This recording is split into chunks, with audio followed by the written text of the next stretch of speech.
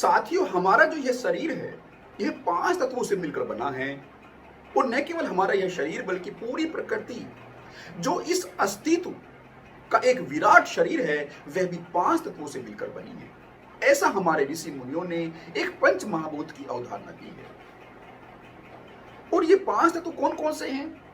पृथ्वी, जल, वायु, आकाश और अग्नि। और जब हम वैज्ञानिकों से यही बात पूछते हैं तो वे कहते हैं कि 118 तत्व मूल तत्व है इस प्रकृति में। और ये 118 तत्व विभिन्न भांति से ऑर्गेनाइज होकर, विभिन्न भांति से संयोजित होकर विभिन्न स्वरूपों को जन्म देते हैं। साथियों, यदि उन तत्वों को मोटे तौर पर विभाजित करना हो ताकि सभी की समझ में आ सके, ताकि वह बोलचाल की भाषा बन सके, तो उन्हें मोटे तौर पर 5 तत्वों में विभाजित करना ही सही रहेगा, जिनसे हम सभी परिचित हो। लेकिन जब हम उनकी बारीकी से गहराई में जाएंगे तो वे अवश्य ही उनकी संख्या बढ़ती जाएगी। लेकिन जब हम और गहराई में जाएंगे तो बढ़ने के साथ साथ उनकी संख्या घटती भी जाएगी। जैसे जब हमारे वैज्ञानिक इन सभी 118 तत्वों की गहराई में जाते हैं तो उन्होंने पाया है कि इन सभी तत्वों का जो आधार है वह एक मूल तत्व है। जैसा कि हमारे ऋषि मुनियों ने कहा है कि पूरी प्रकृति का जो ये 5 तत्व है, वास्तव में ये एक मूल तत्व ही है। ऐसा हमारे ऋषि मुनियों का कहना है। लेकिन साथियों, यह जानने से, यह मानने से क्या हमारे अंदर किसी ऊर्जा का संचार होता है? हमने जान लिया कि हम 5 तत्वों से बने हैं, क्या हमारे अंदर यह जानने से हमारी चेतना विकसित होती है? क्या जो हम अपने शरीर के साथ गहराई से जुड़ पाते हैं, क्या हम इस अस्तित्व से जुड़ पाते हैं? नहीं जुड़ पा रहे हैं, क्योंकि हमने इस तथ्यगत जानकारी को जाना भर है, हमने इसको अनुभूत नहीं किया है।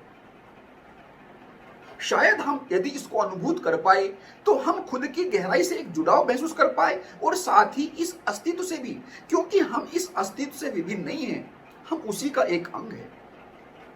तो अस्तित्व की जो डायरेक्शन आज है, शायद उससे भिन्न डायरेक्शन हम दे पाने में समर्थ हो। क्योंकि यह बात हम आज जान पाए ऐसा नहीं है, सदियों से हम यह बात जानते आए हैं।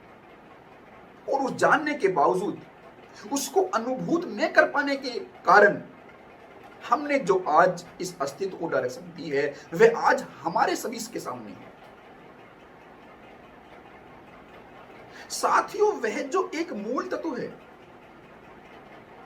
जिसको हमारे वैज्ञानिक वैद्युत कहते हैं, इलेक्ट्रिसिटी कहते हैं, उसी को हमारे ऋषि मुनियों ने अग्नि कहा है, जो सभी का मूल आधार है।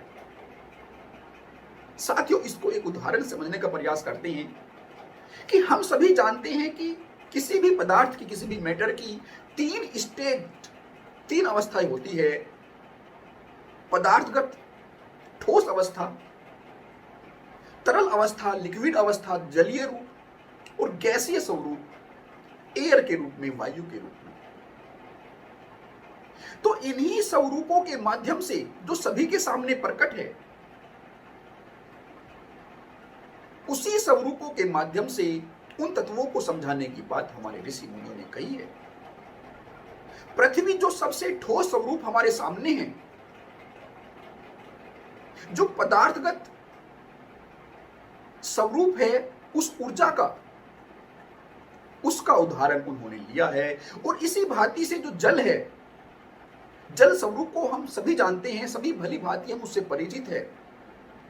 तो उस ऊर्जा के तरल स्वरूप को प्रकट करने के लिए उन्होंने जल का उदाहरण लिया है। इसी भांति से उसके गैसीय स्वरूप को हमारे सामने लाने के लिए उन्होंने वायु का उदाहरण लिया है।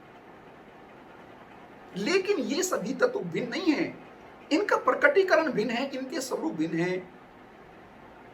और इन स्वरूपों को प्रकट होने के लिए किसी स्थान, किसी स्पेस की आवश्यकता होती है, जिसे उन्होंने आकाश कहा है। यहां आकाश से तात्पर्य स्काई से नहीं है, यहां आकाश से तात्पर्य स्पेस से है, स्थान से है। लेकिन वह मूल रूप से जो तत्व है वह ऊर्जा, वह अग्नि स्वरूप ही है, जिसे हमारे ऋषि मुनि अग्नि कहते हैं। उसे ही हमारे वैज्ञानिकों ने विद्युत इलेक्ट्रिसिटी कहा है। और यदि यह ऊर्जा सभी स्वरूपों में विद्यमान न होती तो किस भांति से हम जल से विद्युत ऊर्जा बना पाने में सक्षम होते, किस भांति से हम पवन ऊर्जा ग्रहण कर पाते, और किस भांति से यदि यह ठोस पदार्थ में उपलब्ध न होती तो कोयले से हम ऊर्जा ग्रहण कर पाते। लेकिन अभी भी हम इसको केवल ऊर्जा की भांति समझेंगे तो गलत डायरेक्शन पकड़ लेंगे। वास्तव में यह ऊर्जा विद्युत इलेक्ट्रिसिटी भर नहीं है, यह वास्तव में जीवन ऊर्जा है। हम इसी जीवन ऊर्जा को अस्तित्व के एक अंग वनस्पति से ग्रहण करते हैं और वनस्पति अस्तित्व के दूसरे अंगों से, अपने आसपास के वातावरण से उस जीवन ऊर्जा को ग्रहण करता है। यह सब उस ऊर्जा का, उस जीवन ऊर्जा का एक स्वरूप से दूसरे स्वरूप में, विभिन्न स्वरूपों में प्रकटीकरण भर है। हम सब संरचना के कारण अलग अलग दिखाई पड़ते हैं, लेकिन वास्तव में हम है मूल रूप से वह ऊर्जा स्वरूप ही। यदि हम इसे प्रकृति के स्तर पर देखें तो यह पूरी प्रकृति एक मूल तत्व उस ऊर्जा का ही स्वरूप है। साथियों, लेकिन यह जो ऊर्जा का स्वरूप है यह अपनी परिस्थिति के अनुसार अलग अलग संरचना ग्रहण करता है और उन स्वरूपों के माध्यम से वह प्रकट होता है, लेकिन विद्यमान सभी में रहता है। उन सभी स्वरूपों में वह विद्यमान है, वह मूल तत्व विद्यमान है। पूरी प्रकृति में वह मूल तत्व विद्यमान है, जिसे हम ऊर्जा कह सकते हैं। वह वास्तव में वह जीवन ऊर्जा है। उस परम ऊर्जा को मेरा नमन, और आप सभी का मेरे साथ बने रहने के लिए तहे दिल से धन्यवाद।